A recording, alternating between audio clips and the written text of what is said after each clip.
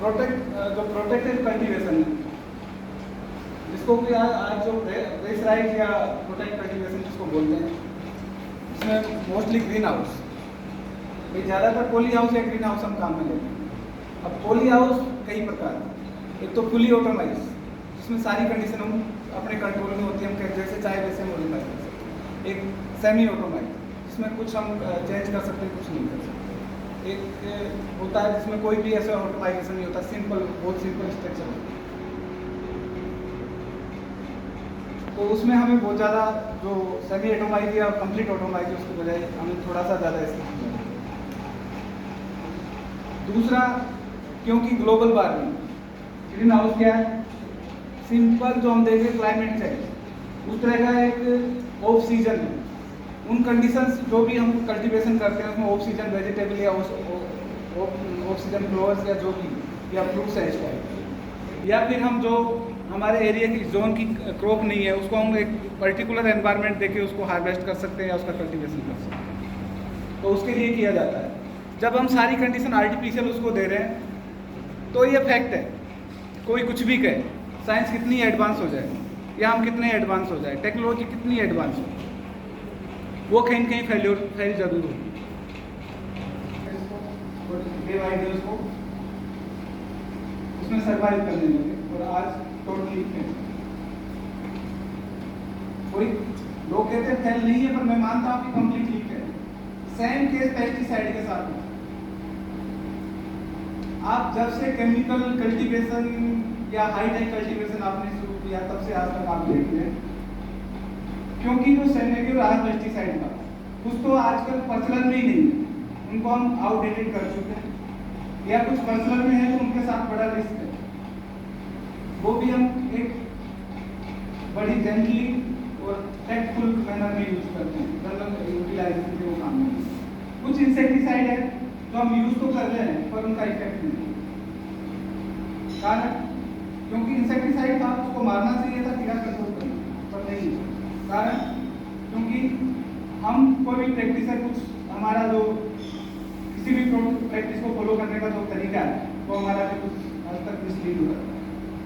दूसरा, अवर the year अगर same practice हम फॉलो करेंगे तो ऐसी सिचुएशन आएगी। और आप देख लीजिए कि ग्रीन रेगुलेशन एकदम से जंप, कल्टीवेशन में जंप आएगा, प्रोटेक्शन बहुत बड़ा हमें गेन मिला, पर एक लेवल पे जाके क्या हुआ, वहीं के वहीं। अब हमारे लगता है क्या चीटी चलती है उस तरह की होता है। कॉटन का प्रोडक्शन पर्टिकुलर इस जोन की बात करें तो एवरेज 6.5 क्विंटल पर बीघा के आसपास था। आज वो सस्टेन कर रहा है 5, 5.5। तो मतलब क्या हुआ, हम वहीं के वहीं जहाँ से चले वहीं पहुंचे। कारण क्योंकि हमने जो प्रैक्टिस का जो मेथड था या वो प्रैक्टिस जिस तरीके की थी उस तरीके से हम उसके साथ कंटिन्यू किए।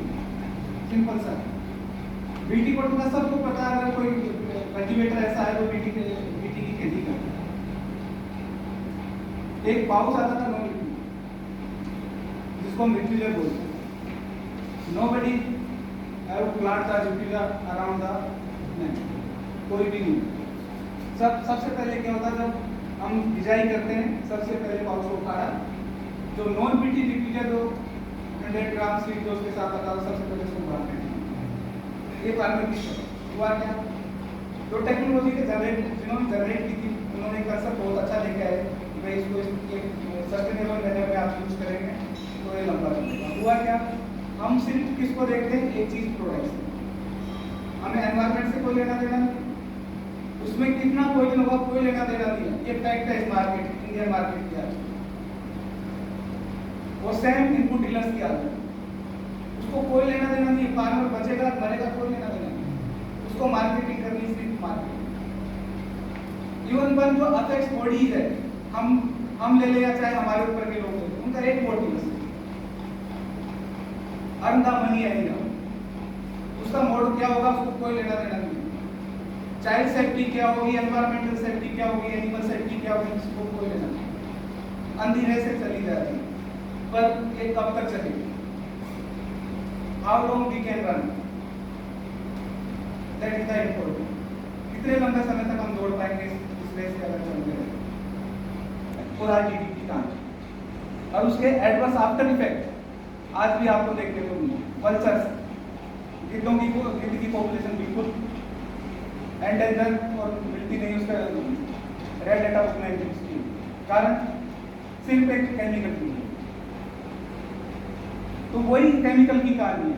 Imidacloprid, thiamethoxam, clothianidin, thiacloprid, dinitropyrrole, everybody use unjust each and every farmer regularly use the one or more 3 or 6, but all the group of this pesticide belonging this group of insecticide not effective now these days, बिल्कुल भी काम के नहीं। और particularly Bikaner का मैं नहीं कह सकता, पर हनुमानगढ़ और गंगानगर की कंडीशन में उसके बाद कंपनी एक कंसर्ट लेके उसका कंसंट्रेशन बढ़ा दिया 17.8 SL से 30 SL वो लेके आया। हुआ क्या? वो भी इफेक्टिव नहीं है, सुपर कॉन्फिडेंट कोई इफेक्टिव नहीं है। कारण क्योंकि हमारा यूज करने का पैटर्न वही है। होता है क्या, कोई इफेक्टिव मॉलिक्यूलर केमिस्ट्री होती है तो अवर द स्प्रे हम उसको रिपीट करते हैं, पर हम ये उसके आफ्टर इफेक्ट नहीं देख रहे कि ये आगे हमारे लिए क्या आएगा। और कंपनी हो या कोई रिसर्चर हो, रिसर्च की एक लिमिट होती है। ये नहीं कि नया कोई मेडिकल अप्रूवल होता है, ये भी चांस के ऊपर डिपेंड करता है, कब हो गया, कभी हो गया कभी नहीं, कोई जरूरी नहीं है। हमने उसको यूज इतना किया कि कॉटन में हकीकत बता रहा हूँ, कॉटन की आती 3-4 मॉलिक्यूल के अलावा कोई सा मॉलिक्यूल काम नहीं। उसके बाद कंपनी ने एक रास्ता ढूंढा, बाईपास रास्ता, इसको फार्मर पहले से फॉलो करता है। ये नहीं कि कंपनी नया ले आया, 2 केमिस्ट्री मिक्स की, 3 की, कोई मतलब नहीं है उसका, सारी की सारी फेल्योर है।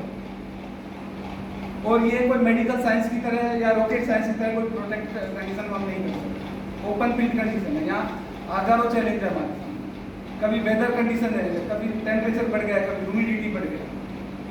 ऐसा ही इस बार का मौसम देखो, कोई कह ही नहीं सकता कि ऐसा होगा, बिल्कुल अलग टाइप का ट्रेंड।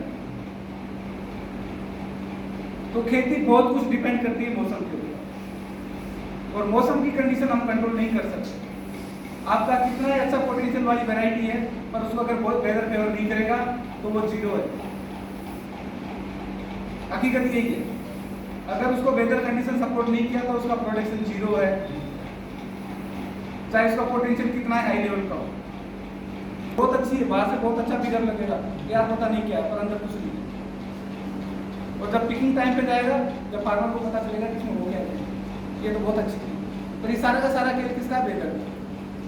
क्योंकि अगर दो हफ्ते पीछे की बात करें तो पूरा का पूरा कंडीशन क्या था, हल्का ड्रिजलिंग, हल्का रेनफॉल था या ह्यूमिडिटी बहुत ज़्यादा है, वो पूरा का पूरा उसको फेवर कर रहा था, ग्रोथ को पुस्टअप किया, ग्रोथ उसका खूब हुआ।